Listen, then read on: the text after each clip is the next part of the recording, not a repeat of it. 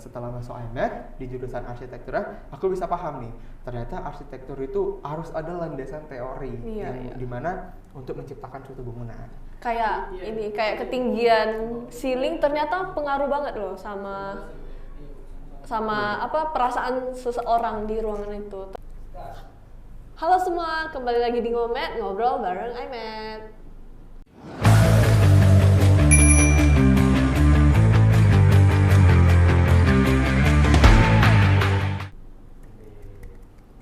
Nah, jadi hari ini kita nggak Jadi hari ini kita nggak serius-serius amat, kita ngobrol-ngobrol aja sih sesama mahasiswa arsitek. Mungkin boleh perkenalan diri dulu. Oke, perkenalkan, nama saya Muhammad Rivalsyah. Saya merupakan mahasiswa arsitektur semester 4 dan saya menjabat sebagai ketua himpunan arsitektur. Izin ketua, izin. Nama saya Vishalda, saya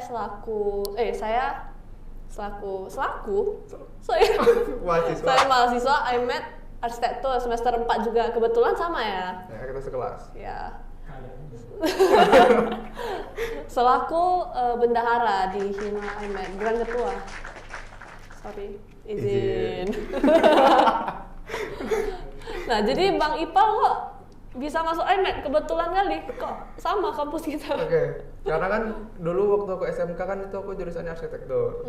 Nah, pas aku ngeliat nih, cari lah swasta terbaik itu di mana, di Kota Medan kan. Langsung muncul IMED. Wih, kebetulan IMED juga datang ke sekolahku. Nah, pas IMED datang kan, mereka tuh ngasih, tiba-tiba langsung kayak, kita jurusan favoritnya ada nih, arsitektur. Yang tertarik dong aku sebagai mahasiswa arsitektur gitu kan. Aku langsung join. Ya itu, seru banget. Kalau Michal gimana?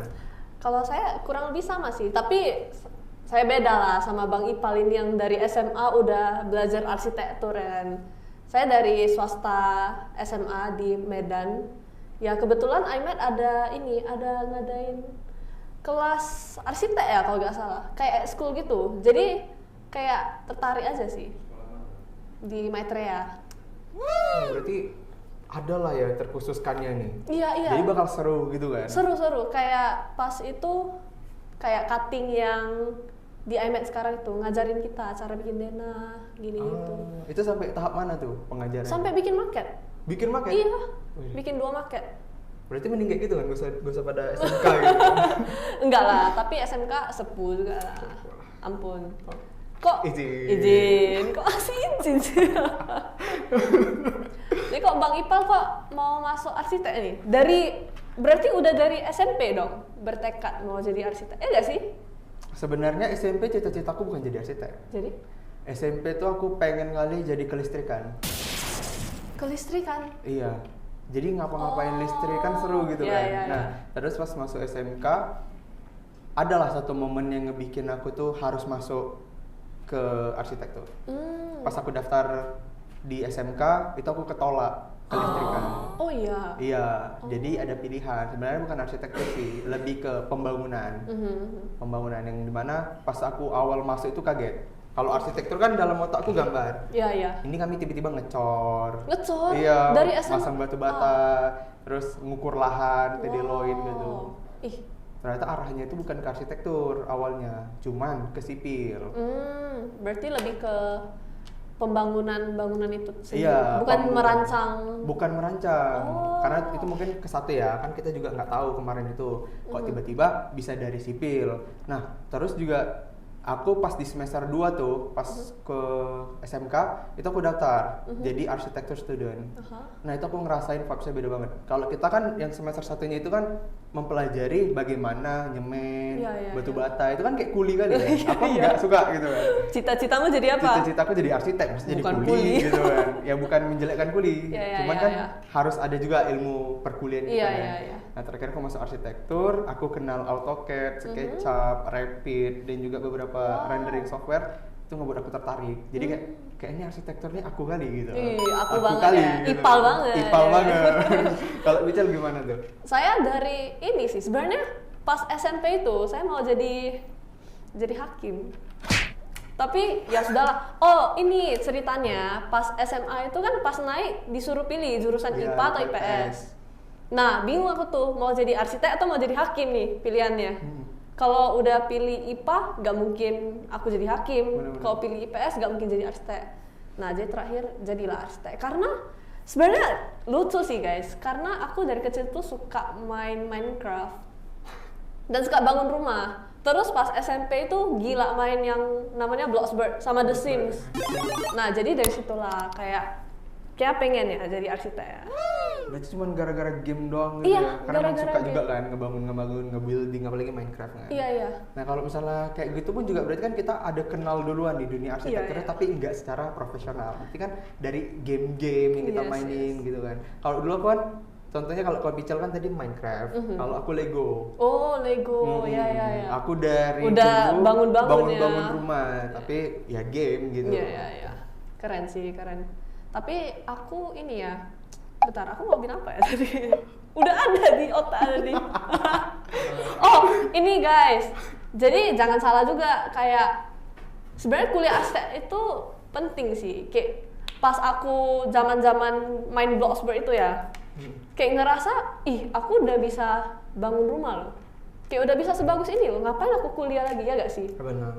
Itu Tapi pas SMA, ini aku cerita, pas SMA kan iMac datang. Terus cuttingnya selalu bilang sama aku, harus bikin lorong service. Oke, buat apa lorong service ya kan? Ternyata pas kuliah itu baru sadar, rupanya banyak aspek yang nggak ke cover kalau kamu nggak kuliah arsitek. ya, karena kan kalau misalnya kita lihat nih, mungkin ya orang awam memandang arsitektur tuh kayak cuman gambar doang, Yes. desain. Yang kita lihat tuh desainnya tuh kayak sama aja sebenarnya. Iya. Karena emang arsitek itu ibaratnya suatu ide yang ada, lalu kita ubah aja gitu kan, Yes. ditransformasikan menjadi suatu masa bangunan yang baru. Nah, mungkin kalau kita nggak kuliah di arsitek, kita juga nggak bakal tahu skala itu gimana. Yes. Skala, terus juga ternyata arsitektur tuh mengandung psikologi. Iya, itu beneran interesting kali sih. Interesting kali. Iya. Karena jujur ya, waktu aku di SMK tuh nggak ada diajarin sama sekali Oh. psikologi. Jadi literally kita cuma pakai AutoCAD, buat denah, terus juga buat SketchUp doang, gitu doang. Yang penting garis-garis lah ya kan. Iya, garis-garis doang. Karena kan yang difokuskan dari ke kami itu kan gimana kami itu cepat kerja. Jadi setelah tamat dari SMK, kami dibuat bisa kerja duluan gitu. Jadi kayak pas aku masuk iMac gitu kan, wih kaget nih arsitektur. Ternyata begini ya. Ternyata arsitektur begini ya, Iya, gitu kan. iya. Karena kayak kita nggak tahu nih pengenalan dasar arsitektur itu bagaimana gitu loh. Setelah masuk iMac di jurusan arsitektur, aku bisa paham nih. Ternyata arsitektur itu harus ada landasan teori Iya, yang iya. dimana untuk menciptakan suatu bangunan. Kayak ini, kayak ketinggian ceiling ternyata pengaruh banget loh sama apa perasaan seseorang di ruangan itu. Terus kayak hal-hal kecil lah, kayak pemilihan kayu, pemilihan tekstur. Bener-bener material kan. Iya. Apalagi semalam tuh kita kalau nggak salah pas UAS tuh kita pelajarin banyak banget. Yes. Ya kan? Itu keren Mungkin kita banget bakal sharing-sharing nih sedikit lah UAS kita tuh gimana Iya, gitu iya. kan. Kalau aku ya untuk mempersenkan dari keberhasilan itu aku bikin 80%. 80 ya. Karena aku ada beberapa problem ya dari ngapain waktu, mungkin manajemen waktu aku yang cukup buruk yang ngebuat penugasan aku tuh kurang selesai. Cuman bangunan yang aku ciptain itu kan kita bikin bangunan kalau nggak salah yang ramah difabel tuh Yes. kan. Nah itu kan kita penting banget. Asalkan yang setahu kita arsitektur itu ngebangun rumah ya udah bangun Iya, aja. iya. Estetika. Ternyata kayak kita harus pikirin juga pengguna di Penggunanya. rumah itu sebenarnya membutuhkan apa? Benar-benar kayak misalnya tadi kursi rodanya aku baru tahu loh. Kalau misalnya di SMK kan kita nggak dipelajari. Di iMath di jurusan arsitektur itu kita diajari bagaimana difabel itu berputar. Bermanuver. Iya. 180 derajat gitu kan. Nah itu kan berarti ilmu baru. Iya. yang kita dapetin. Ternyata banyak juga kayak aspek yang pokoknya menurut saya ya, kalau jadi arsitek itu kita ibaratnya rangkap profesi. Maksudnya kayak gimana ya? Kalau kita mau merancang sebuah rumah sakit, itu kita harus jadi dokter loh secara tidak langsung. Kita Ya, harus benar, tahu benar. dokter itu ngapain aja, Bener banget. suster itu ngapain aja, perlunya apa-apa aja. Beneran skopnya itu luas banget sih. Kalau menurut aku ya arsitektur itu udah ngerangkap semua jurusan. Iya, iya. Kenapa? Kita secara psikologi kita ada arsitektur psikologi, secara hukum kita ada arsitektur hukum. Yang ketiga ada juga arsitektur kepolisian. Nah, arsitektur kepolisian itu kan arsitektur yang ngebahas semua hal-hal riset. Iya, iya. Nah, dan juga untuk kayak beberapa arsitektur ini kan ada tuh DKV-nya. Oh iya. Nah, kebetulan kan kita dari Nirmana. IMED ada DKV gitu Iya. kan, yang dimana terkoneksi langsung juga dengan jurusan arsitektur. Seni. Seni. Ya. Kita semester 1 buat Nirmana juga, tapi Nirmana bangunan. Iya, iya. Nah, di DKV juga ada Nirmana gitu. Jadi rasa aku lingkungan IMED itu cukup proporsi Yes. gitu. Karena mendukung juga kan. Jadi kita arsitek gak paham warna bisa nanya sama anak Bisnis DKV. juga. Bisnis juga. Ya. Arsitek itu bisnis loh guys, jangan salah. Bisnis. Karena arsitektur harus ada namanya rencana anggaran biaya. Yang dimana anggaran biaya itu harus kita pas banget nih, kita pikirkan secara efisiennya. Karena kita nggak boleh asal-asalan gitu kan. Nah, mungkin adanya bisnis digital di IMED juga ngebantu kita nih. Kita bisa sharing sama teman-teman Disdik terkait gimana sih penyusunan yang benar itu gitu Yes. kan. Apalagi perkembangan sekarang itu kayaknya anak Disdik itu ada pengembangan baru-baru pastinya. Iya, banyak matkul mereka banyak yang menarik guys. Iya. Saya dengar-dengar. Makanya tuh semester 1 mereka aja tuh udah bikin laba bersih, laba kotor. Kan itu Oh, perlu iya. banget Iya, untuk iya. kita kan. Iya, iya. Terus kayak kita sebagai arsitek kalau misalnya ngerancangnya bagus, tapi kita nggak tahu nih cara jual produk kita, cara marketing, Iya, branding, bener. Nge-branding. itu nggak guna juga Sama guys. aja Ya, gitu. sama Jadi aja. kayak kita tuh ngebuat desain, tapi yang desain itu cuma bisa kita lihat doang. Iya, iya, cuman kita yang Kita doang. mengerti. Gitu. Dan orang lain itu nggak ada gitu. Iya, iya. Nah, kira-kira ada nggak sih kayak menurutmu nih? Mhm. Kan kalau Michelle nih kan udah ngerasain nih kan sebagai mahasiswa arsitektur 3 semester. Kira-kira apa tuh pengalaman yang unik dan juga yang menurut kamu tuh tertantang di dunia arsitek? Sebenarnya fun fact kalau bagi teman-teman yang belum masuk dunia arsitektur, kita itu ada satu mata kuliah yang utama yaitu SPA, studio. Dan ini studio itu ibaratnya udah kayak bukan belajar yang kayak sekolah gitu guys. Dia udah kayak kerja. Jadi kliennya itu ibaratnya dosen kita. Dosen kita. Kita harus asistensi. Nah, itu bagiku unik banget sih. Iya. Itu berarti pengalaman baru kali ya? Iya, pengalaman baru. Kayak ternyata kuliah itu seru juga. Kayak ada sensasi gimana ya? Kayak lagi kerja, ya nggak sih? Bener-bener. Berarti kan berarti kan kuliah itu penting gitu. Iya, iya. Bukan nggak penting kan? Iya, penting. Apalagi- Apalagi untuk yang mau untuk profesi arsitek, dokter, Benar, itu kan benar. kalau Bang Ipal ada ini. Kalau aku cerita. ya, mungkin aku yang cukup lama di dunia arsitektur nggak sombong. Sepuh-sepuh. Sepuh-sepuh. Izin. Kalau aku di dunia arsitektur ya paling unik ya, apalagi pas aku berkuliah itu di bagian filosofi arsitektur. Yang kita kan setahu aku arsitektur itu kan bakalan cuman ngebentuk ruang, Yes. ngebentuk ya indekos ataupun apa lain-lainnya. Tiba-tiba ada masuk filosofi arsitektur vernakular. Wih. Nah, di arsitektur vernakular itu rupanya kita ngebahasnya banyak banget dari rumah-rumah adat. Nah, yang dimana itu aku pas ngelihat mata kuliah itu kayak, wih keren banget nih gitu kan. Wih. Karena experience baru. Yang dimana kita tuh harus memahami rumah adat Ya. yang ada di Sumatera Utara. Sejarah kan. Sejarah Ya. dan itu bisa diaplikasikan ke modernisasi, tapi tidak menghilangkan jejak tradisional. Yes, yes. Nah, maka dari itu ya aku cukup shock sih pas awal-awal masuk kan kuliah, apa ini mata kuliah gitu. Kok Vernakular ya. Vernakular gitu kan. Karena di otak aku vernakular itu kayak apa ya dibilangnya? Ibaratnya lu nampak daun siluet dan lu gambar gitu. Rupanya enggak gitu, berbeda jauh. Iya, iya. Kayak ternyata dari nenek moyang kita itu udah jiwa arsiteknya Jiwa udah ada arsitek, banget. bener. Dia menyesuaikan dengan iklim yang ada di daerah tersebut, ya nggak sih? Benar-benar. Ya. Contohnya itu kayak untuk terdekat itu ya ada rumah Horna yang kita buat Oh, iya. sebagai tugas kuliah.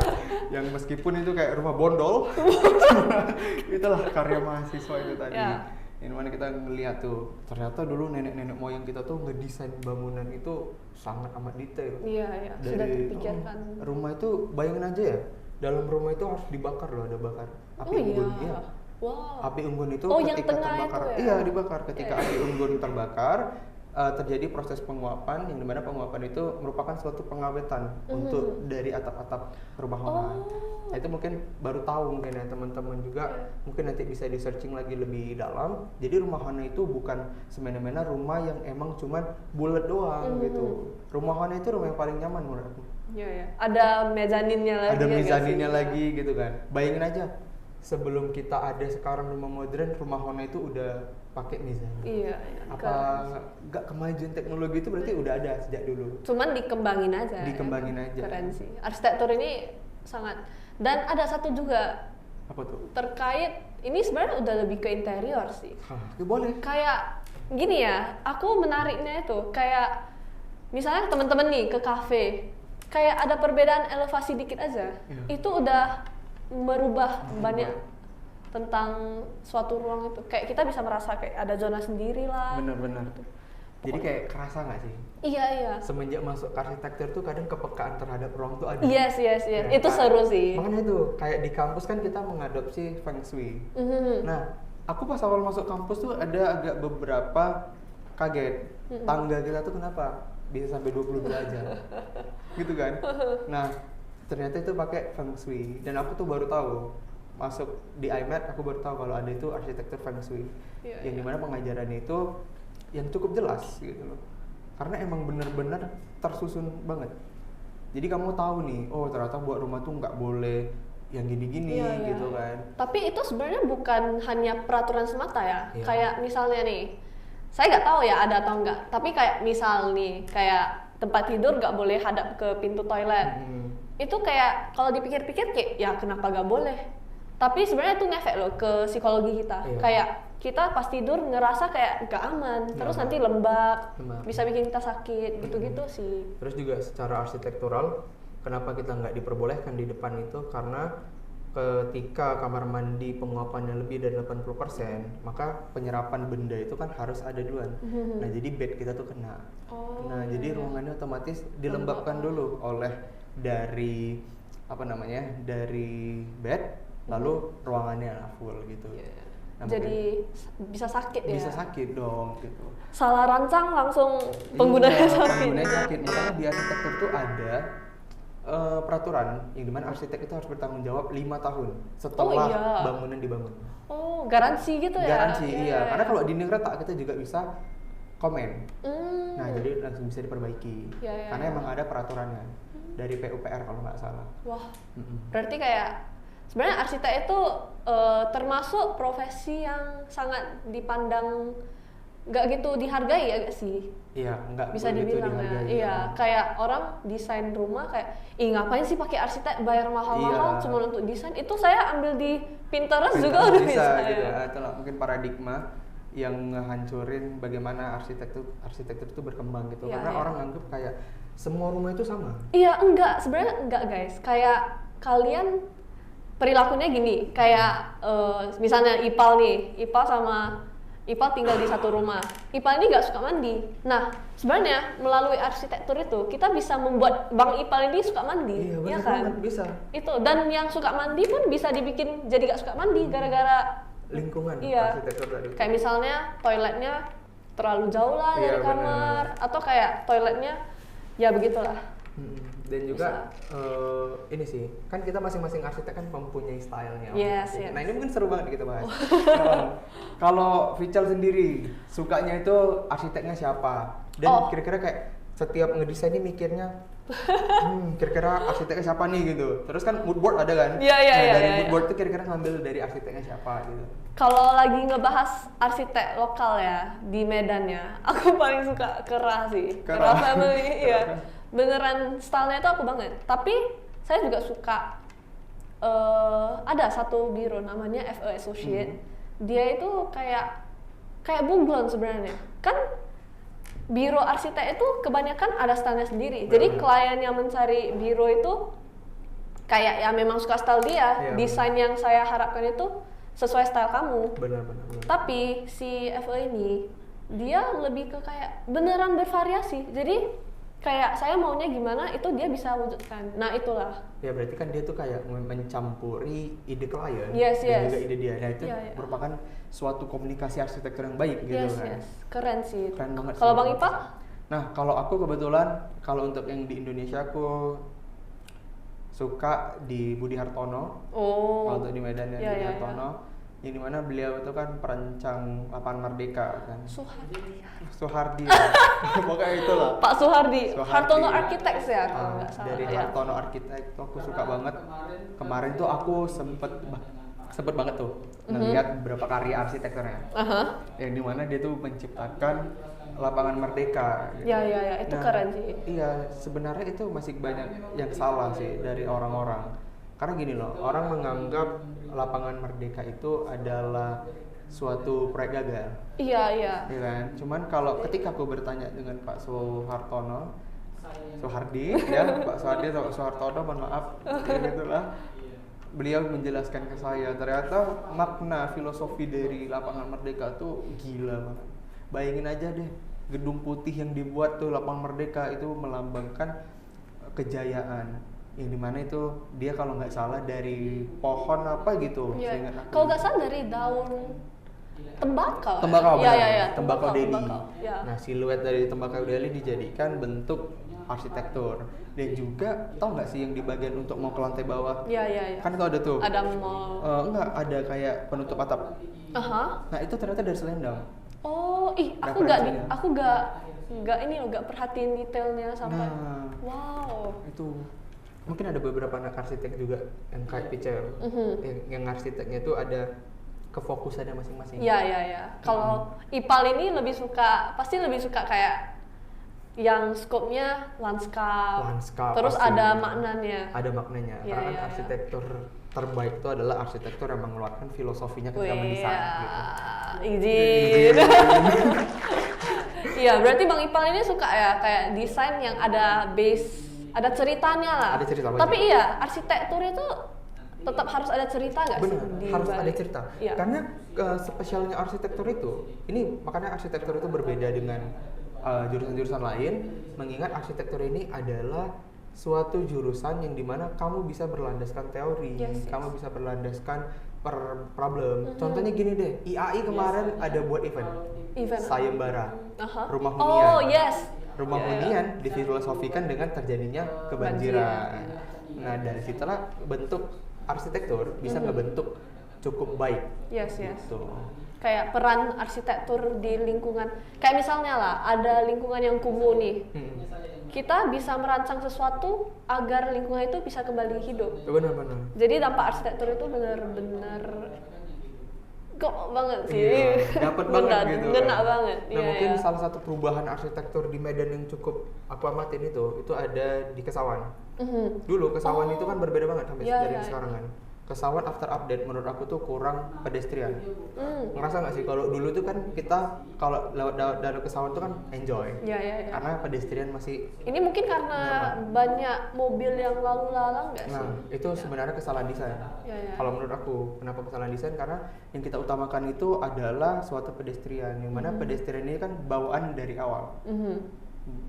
Agar pedestrian, kalau misalnya Kesawan itu bisa ditetapkan sebagai kawasan pedestrian yang full, orang kalau masuk pun merasa aman ya nggak Merasa sih? aman, Iya, benar. iya. Nah, Kayak- juga kenapa alasannya orang Medan jalan? Karena kalau kita lihat trotoar ataupun jalan-jalan samping di Kota Medan, itu kadang nggak nyambung gitu loh. Iya. Lagi jalan tiba-tiba ketutup. Tiba-tiba pohon, paret. gitu Iya. kan. Nah, makanya yang paling penting itu pedestrian sebenarnya yang Iya, diupdate iya, dari iya. Kota Medan gitu kan. Karena Untuk- aku juga heran aja sih. Biar orang juga budaya kan kalau kemana-mana itu jangan asik Iya, pakai transportasi motor. terus Iya. gitu. Nah itu pengaruh arsitektur terhadap polusi juga Polusi, ada. ya, dan Iya. itu masuk ke urban arsitektur. Jadi arsitektur tuh bukan cuma Luas arsitek ya. doang. Bukan cuma desain. Desain bangunan doang. Desain kamar tidur kamu. Ternyata arsitektur tuh ada arsitektur lanskap, arsitektur urban, arsitektur psikologi, arsitektur Interior semua. aktivitas. Yang dimana arsitektur aktivitas ini kan dia menganalisa. Ya. Kira-kira kayak kita nih sekarang di ruang podcast ini, nyaman nggak? Nyaman aja sih. Nyaman-nyaman aja. Iya. Karena kita 2 orang. Iya. Coba 5 orang. Iya sih. Nah, bakal pengap dong. Iya, Nah, iya. makanya itulah tadi aktivitas arsitektur yang dimana itu dapat dirangkum untuk menjadi sebuah desain. Yes.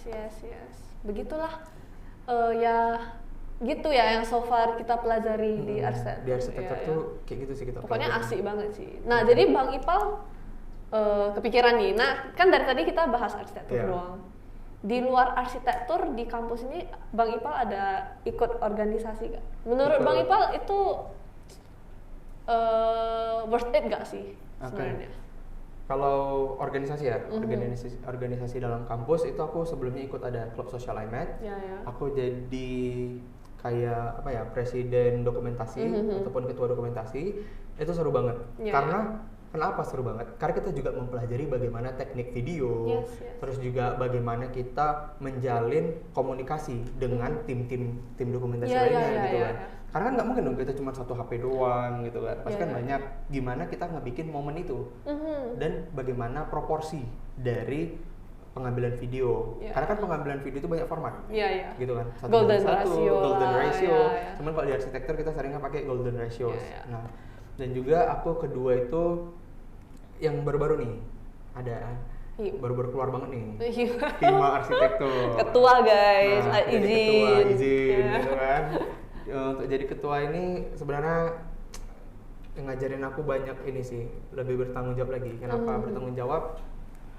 Karena gini, aku mau ngebuat Hima kita itu bukan cuma dikenal di lingkungan kita doang, tapi aku juga mau kita dikenal di keseluruh Sumatera Utara. Dan alhamdulillah hari ini juga kita udah tergabung Ya. menjadi tim anggota arsitektur BPR. ranting 12 di Yes, mana yes. kita masuk di lingkungan yang seluruhnya tuh arsitektur. Iya, seru banget sih. Kayak bisa connect dengan Kampus-kampus kampus-kampus lain gitu. yang visionnya juga sama dengan kita Iya, arsitektur. dan juga kita dapat lebih berkembang lagi. Iya, Karena kan iya, kita iya. nggak terperangkap cuma di satu lokasi doang, Iya, lokasi iya. nyaman doang. Mereka gabung, kita dapat impact yang besar. Dan itu ngebuat Hima tuh bakal naik. Iya. Tapi menurut kamu kayak kalau misalnya join organisasi nih, kan banyak kan orang yang kayak buang-buang waktu lah, mending fokus belajar. Iya. Mending apa? Menurut kamu gimana ya? Sebenarnya itu kan ada juga ya, ada beberapa orang yang nganggap bahwasannya itu tuh ketika kita memasuki organisasi itu bakal ngerasa kayak terbebani. Iya. Nah itu kembali lagi ke bagaimana mereka mengatur waktunya. Mhm. Nah kalau aku kan organisasi kerja. Yes. Ke Nah, organisasi kerja. organisasi kerja. Magang. Magang. Oh, enggak. Enggak Oh, dong. sorry. Enggak nyambung. Organisasi. Iya, iya. Kuliah, organisasi, kerja. Magang, ya kerja. Kerja. Ah. Nah, itu kira-kira gimana tuh ngapain waktunya? Kan padat banget nih Iya, kan. iya, Udah iya. berorganisasi, kerja lagi gitu Iya, kan. iya. Yang penting kita tahu aja nih batas waktu. Misalnya kita kerja dari kita kuliah nih. Kuliah 9 sampai jam 3. Ya. Misalnya dari jam 3 itu aku langsung masuk kantor. Biasanya langsung di kantor tuh ngambil 2 jam aja. Karena emang mungkin lagi proyek kecil Ya, gitu ya. kan. Ambil. Nah, terus itu organisasinya kapan? Organisasinya itu aku bisa malam. Oh. Karena kan gini, sekarang itu kan zamannya udah canggih. Kita bisa pakai AI Iya. untuk mengkoneksikan antar keanggotaan. Iya. Nah, jadi kita bisa pakai apa nih? Beberapa produk dari Google. Iya. Wih, Google Ambassador. Google Ambassador. Google Ambassador. Izin. Nah, aku juga pakai tuh beberapa. Kita pakai Zoom Meeting. Gemini. Ya kan? Ya, Zoom Meeting dan juga Oh, Zoom Meeting. kalau pengelolaan kadang kalau pusing nih gak ada ide, aduh bingung banget pakai Google Gemini. Ya. Brainstormingnya tuh harus ada. Jadi kita Nano tuh harus banana. berputar. Nano banana gitu kan. Iya. Kalau bicara Udah. sendiri gimana? Apa tadi pertanyaannya? Lupa. Gimana kalau misalnya Oh. kuliah tuh kan berorganisasi? Oh ya, saya kebetulan juga sama ya kayak Bang Ipal ya, kuliah, organisasi, magang. Menurutku itu semua tergantung manajemen waktu sih. Kayak kalau misalnya kita itu bisa menetapkan prioritas dari ketiga itu. Kayak misalnya lah ya, lagi UAS, ya pastinya kita prioritaskan kuliah dulu. Kuliah dulu pastinya. Ya, tapi kalau misalnya lagi free, ya udah kita prioritaskan yang mana dulu. Tinggal manage aja sih sebenarnya. Karena ketiga itu, nah yang paling penting itu kalian harus enjoy Benar banget. ketiga aktivitas ini. Kalau nggak enjoy itu nggak bakal dapet sih, ya. Karena kan arsitektur tuh kayak lo masuk lo harus enjoy. Iya. Kalau nggak enjoy, Gak enak. nggak enak. Tertekan gitu. Rasanya kayak kok berat kali berat ini, kali, gitu. iya. Makanya banyak juga sih teman-teman kita mungkin ya karena dia awal masuk dia salah pola berpikirnya, Iya. menganggap tiap-tiap tugas itu adalah beban. Gitu. Iya. Kalau aku sih tiap ada tugas tuh malah seru. Itu kayak ruang bagi kita untuk belajar gak Belajar sih? lagi, Iya. apalagi kita di Sumatera Utara BIM cuman iMath. Wih, iya. Kapan lagi kan BIM pakai Kayak Rapid. udah gitu kan. dikasih wadah nih. Kayak kenapa gak digunakan dengan baik? Digunakan, makanya ketika ada BIM, apalagi kita pertama ya di Sumatera Utara kita, setahu aku cuman kita ya pakai Revit di kampus iMath, itu harus dipelajari guys, diulik-ulik lagi, banyak di luar sana kampus pada baru belajar. Iya. Kita udah dikasih fasilitas loh. Iya. Banyak Kenapa gak mau diulik lagi? Kenapa dianggap jadi beban? Nah, makanya itu arsitektur tuh enak, errornya banyak. Pokoknya harus enjoy lah. Enjoy. Iya. Manage waktu sih menurut saya. Kamu pernah gak sih sampai gak tidur? Pernah dong. Pernah, aku gak pernah. Nah itu kesalahan aku sebenarnya. Oh iya. Karena aku terlalu tenang. Oh pas awal-awal ya. Awal-awal Iya, kan iya, kayak gini ibaratnya dosen ngasih tugas UAS tuh iya. 2 minggu sebelum UAS. Otomatis pikiran kita kayak alah 2 minggu aja nih. Sepele. Iya. Bahasanya sepele dengan tugas. Nah itu sih yang nggak bagus. Iya, Karena aku iya. ngerjain UAS tuh 3 hari sebelum UAS. 3 hari? 3 hari bayangin. 3 hari sebelum UAS dan itu aku nggak tidur 3 hari. Wah. Iya pokoknya harus manage waktu sih. Kalau misalnya dari aku kan tipenya yang nyicil dari awal. Jadi ada tips juga sih, kalau misalnya SPA gitu kan, saya biasanya kayak bikin jadwal, kalender. Kayak deadline-nya kan sebenarnya 2 bulan lagi kan, yang kemarin yang SPA, kan 2 bulan. Udah harus bikin tuh timeline-nya, kayak minggu ini tuh kalau bisa denah udah ACC. Bener. Minggu ini kalau bisa potongan udah ACC, gitu-gitu. Biar nampak timeline-nya gitu. Biar nampak kita free-nya Jadi itu lebih berapa. jelas gitu. Iya, jadi lebih jelas. Bener. Mungkin itu Iya. cara arsitektur sehat. Iya. Kalau arsitektur Tidak sehat saya. enggak sehat. Enggak sehat lah. Semua orang punya caranya. Cara masing-masing. Yang penting siap juga kan? Siap juga, alhamdulillahnya dapet lah, lumayan lah nilainya. Enggak mak kan? Enggak lah. Ya udahlah. Kan pasti kan kita kan udah sampai semester 4 ini kan. Ya dimana kita tuh berarti awal proses kita untuk menjadi archipreneur. Iya. Nah, berarti sebelum itu kita harus mendapati jurusan yang bukan jurusan, mata kuliah yang kita senangi. Kira-kira ada nggak sih dari Kak Pica? Yang udah pernah dijalani atau yang udah jalanin nih, suka kali sama jurusan apa? suka ya? Mata kuliahnya. STA sih. Aduh. Soalnya asik aja, kayak asik banget loh, kayak kita rancang nih, terus kayak kita asistensi ke dosen, terus kayak bertukar pikiran sama Iya, dosen. Itu ngobrol. beneran asik sih menurut saya. Paling aneh lah ya. Pasti kamu vernakular. Salah besar. Jadi? Aku suka arsitektur lanskap. Oh, arsitektur lanskap. Karena kenapa aku suka arsitektur lanskap? Ya, karena penugasan aku juga bagus. Iya. Saat itu bagus. Ini. Karena di antara teman-teman semua kan cuma aku yang pakai software kan, Iya. 3D rendering. Nah juga di situ aku banyak banget belajar. Ternyata vegetasi itu berbeda. Iya. Nggak perlu sawit. Enggak. Kita bisa pakai pohon kelapa. Jadi nggak melulu sawit. Nah, pada rancangan aku di desain aku, kita kalau mau nonton di YouTube aja. Rancangan desainku, lanskapnya itu beneran nge-update banget. Iya. Karena itu aku gabungin multi generation. Wow. Jadi bukan cuman kayak gen-gen sebelumnya gitu, Iya. milenial, semua gen bisa masuk. Wih.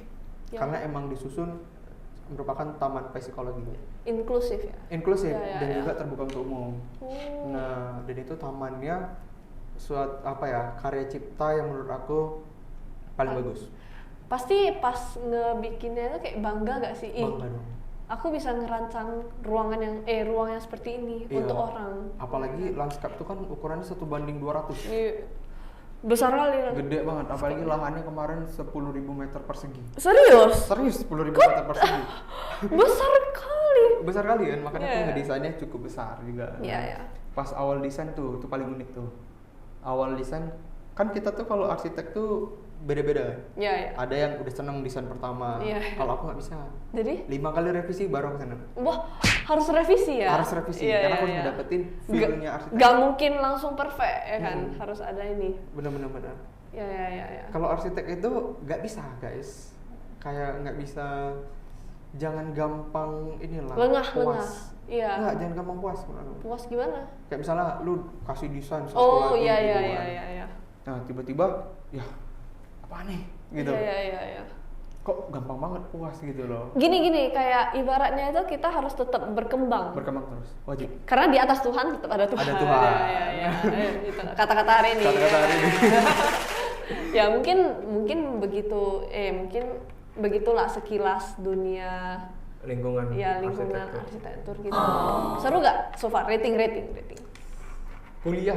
Kuliah arsitektur itu aku rating 9/10. 9/10, wih, tinggi kali. Loh, karena aku suka. Iya. Harus suka pokoknya. Harus suka, Iya. bener, harus. Pokoknya kalau teman-teman mau mempertimbangkan mau masuk arsitek ya, ingat jangan masuk karena suka gambar. Benar. Iya.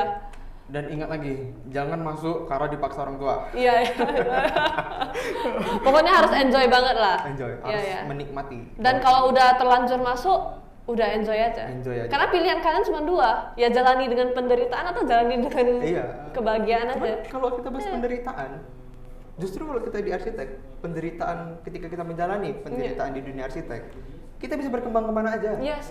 Jadi real estate, kita jadi penjual rumah, properti. Banyak loh prospek kerja, kayak bercabang-cabang dia. Banyak banget. Ya.